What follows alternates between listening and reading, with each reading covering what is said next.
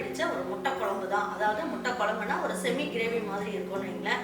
அது வந்து நல்ல சப்பாத்திக்கு, தோசைக்கு, சாப்பாட்டுக்கு அது மாதிரி, அதுக்கப்புறம் ஃப்ரைட் ரைஸ் இதெல்லாம் பண்ணோம்னா சைடில் வச்சுட்டு சாப்பிட்றதுக்கும் நல்லாயிருக்கும். லஞ்ச் பாக்ஸ்க்கு எடுத்துகிட்டு போகிறதுக்கும் ரொம்ப நல்லாயிருக்கும். இது கொஞ்சம் வித்தியாசமாக வேக வச்சு செய்யாமல் இதை கொஞ்சம் வித்தியாசமாக செய்ய போகிறோம். இதில் என்ன வித்தியாசம் அப்படிங்கிறத இந்த வீடியோவில் போய் பார்க்கலாம். அதுக்கு முன்னாடி நம்மளுடைய சேனலில் தரமான பொருட்களை வச்சுட்டு நல்ல சுவையாகவும் சுகாதாரமாகவும் நான் வந்து 12 வகையான பொடி வகைகளும் இன்ஸ்டன்ட் மாவு வகைகளும் சேல் பண்ணிகிட்ருக்கேன். உங்களுக்கு வேணும் அப்படின்னு நினச்சிங்கன்னா வெப்சைட், வாட்ஸ்அப் டீட்டெயில் உங்களுக்கு தரேன். அதில் ஆர்டர் பண்ணிங்கன்னா கொரியர் மூலியமாக உங்கள் வீட்டுக்கே உங்கள் வீடு தேடி வரும். அந்த பொருட்கள் எல்லாம் நல்ல சேஃப்டியாக உங்களுக்கு வரும். அதுக்கப்புறம் அதை நீங்கள் செஞ்சு பார்த்துட்டு நல்லா சுவைச்சு பார்த்துட்டு உங்கள் பிள்ளைங்களுக்கெல்லாம் பிடிச்சிருந்தது அப்படின்னாங்கன்னா கமெண்ட் பாக்ஸில் உங்களுடைய கமெண்ட்ஸ் எல்லாம் சொல்லுங்கள். பாருங்கள், இன்றைக்கி முட்டை மசால் பண்ணுறதுக்கு நான் என்ன பண்ணியிருக்கேன், ஒரு 6 முட்டை எடுத்து வச்சுருக்கேன். எல்லாமே உடச்சி ஊற்றிக்கலாம்.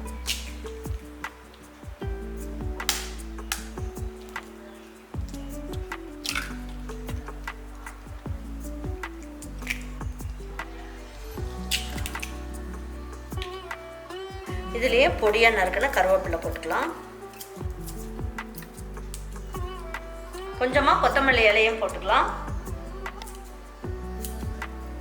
1/4 ஸ்பூனோட கம்மியாக உப்பு போட்டுக்கலாம். ரொம்ப போட்டிங்கன்னா உப்பு கரைச்சி போயிடும்.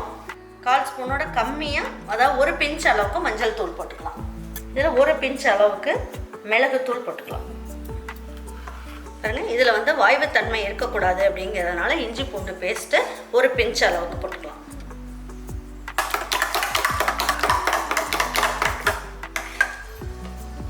பாருங்க, 1 கைப்பிடி அளவுக்கு பொடியாக நறுக்குன சின்ன வெங்காயம் இதையும் போட்டுக்கலாம்.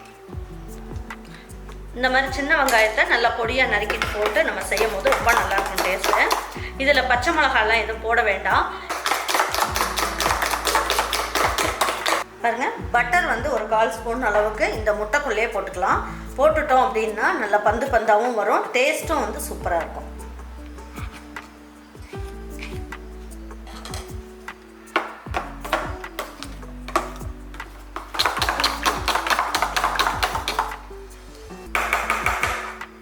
இந்த அளவுக்கு நல்லா மிக்ஸ் பண்ணியாச்சு. இப்போ பணியாரக்குழியை எடுத்துக்கலாம். பாருங்க, இதில் வந்து நம்ம என்ன பண்ணலாம், எண்ணெய் ஊற்றிடலாம். பாருங்க, இப்போ வந்து பணியாரக்குழியில் எண்ணெய் ஊற்றியாச்சு. ஒவ்வொரு குழியிலையும் இந்த முட்டையை எடுத்து ஊற்றிடலாம்.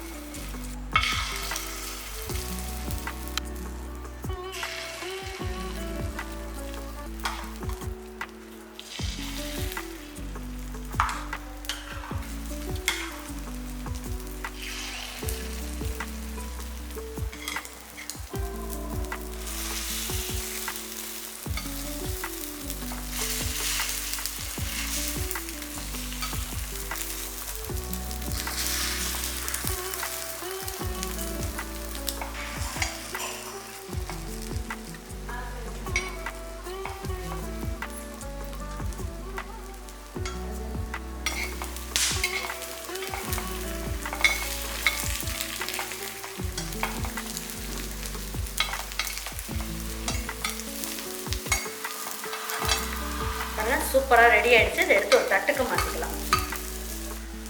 ஃபஸ்ட்டு வெந்ததெல்லாம் எடுத்துடலாம்.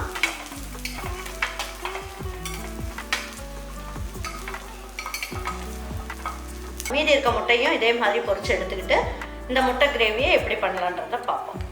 இதுக்கு தேவையான அளவுக்கு எண்ணெய் ஊற்றிக்கலாம். நல்லெண்ணெய், கடலெண்ணெய் எது வேணாலும் ஊற்றிக்கோங்க. ஒரு 1/4 ஸ்பூன் அளவுக்கு கடுகு போட்டுக்கலாம். பாருங்க, கடுகு நல்லா பொரிஞ்சிருச்சு. இப்போ 1 இனுக்கு கருவேப்பிலை போட்டுக்கலாம். 2 பெரிய வெங்காயத்தை நல்லா இந்த மாதிரி பொடியாக நீளமாக நறுக்கிக்கணும்.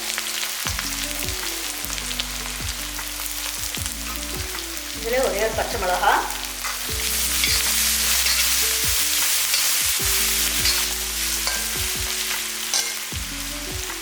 ஏற்கனவே முட்டையில் நம்ம உப்பு போட்டிருக்கோம். இந்த கிரேவிக்கு தேவையான அளவுக்கு உப்பு போட்டுக்கலாம்.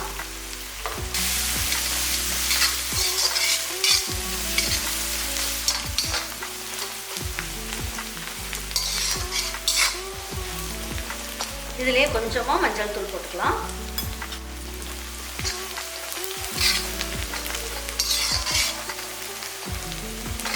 பாருங்கள், வெங்காயம் இந்த அளவுக்கு வதங்கினா போதும். இப்போ என்ன பண்ணியிருக்கேன், இதில் 3 தக்காளியை நல்ல நீல வாக்கில் கட் பண்ணியிருக்கேன். இதையும் போட்டுக்கலாம்.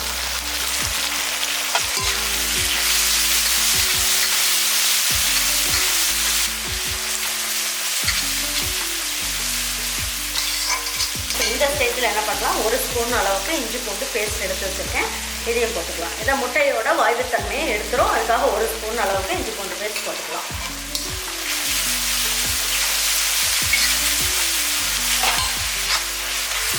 இதெல்லாம் ஒன்றா சேர்ந்து நல்லா வேகட்டும். அதுக்காக 1 நிமிஷம் மட்டும் அதை மூடி வைக்கலாம். பாருங்க, இப்போ 1 நிமிஷம் ஆயிடுச்சு. நல்லா வெந்துருச்சான்னு பார்க்கலாம்.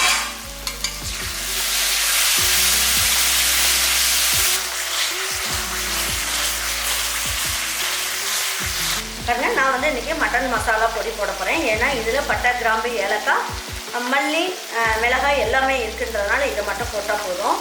அதே உங்கள்கிட்ட இது இல்லை அப்படின்னு நினச்சிங்கன்னா, குழம்பு மிளகாய் தூள் இருக்குது அப்படின்னு நினச்சிங்கன்னா குழம்பு மிளகாய் தூள் சேர்த்துட்டு நீங்கள் என்ன பண்ணுங்கள், 1 பிஞ்ச் அளவுக்கு கரம் மசாலா பொடி போட்டுக்கோங்க. இப்போ பாருங்கள், இன்றைக்கி நான் என்ன பண்ண போகிறேன், 1.25 ஸ்பூன் அளவுக்கு மட்டன் மசாலா போடுறேன். உங்களுக்கு காரம் ஜாஸ்தியாக இருக்குதுன்னு தோணுச்சுன்னா நீங்கள் மல்லித்தூள் மட்டும் ஒரு 1/4 ஸ்பூன் சேர்த்துக்குங்க. உங்களுடைய காரத்தை பொறுத்து கூடவோ குறைக்கவோ பார்த்துக்கலாம். 1/2 ஸ்பூன் அளவுக்கு மல்லித்தூள் மட்டும் போட்டுக்கலாம்.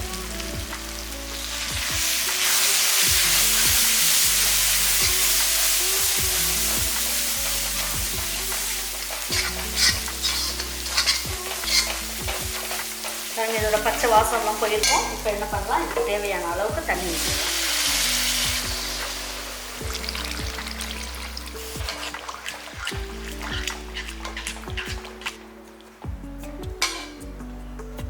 கொஞ்சமாக மல்லி இலையை கொஞ்சம் தூவி விட்டுட்டு தட்டை வச்சு மூடி வைங்க. ஒரு 3 நிமிஷம் நல்லா கொதிக்கட்டும். பாருங்க, இப்போ ரெடி ஆகிடுச்சான்னு பார்க்கலாம். பாருங்க, எண்ணெயெல்லாம் கசிஞ்சு நல்லா தண்ணி ஊற்றிருந்தோம்ல, எல்லாம் கொஞ்சம் திக்காக ஆகிடுச்சு. இப்போ என்ன பண்ணலாம், நம்ம எடுத்து வச்சுருக்கோம் இல்லைங்களா, அதையும் எடுத்து இதில் போட்டுக்கலாம்.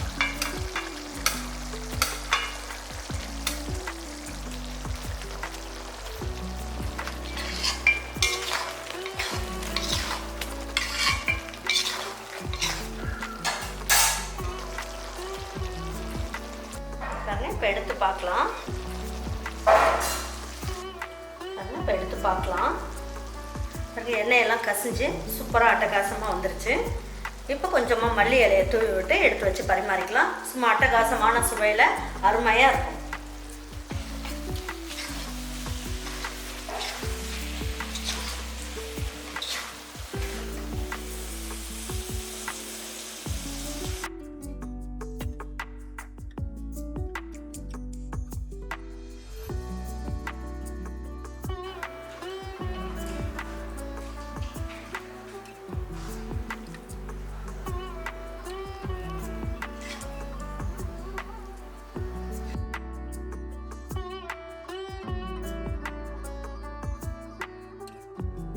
இது பார்த்தீங்கன்னா நல்லா பணியாரம் மாதிரி ஊற்றி நம்ம செஞ்சுருக்கிறதுனால கொஞ்சமாக நீங்கள் முட்டை போட்டாலுமே போதும், நிறைய உங்களுக்கு வந்து பணியாரம் வரும். அதாவது முட்டை பணியாரம் வரும்.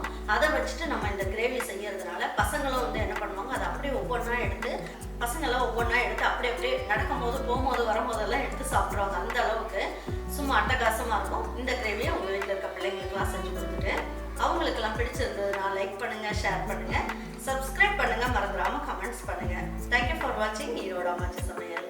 தேங்க்யூ.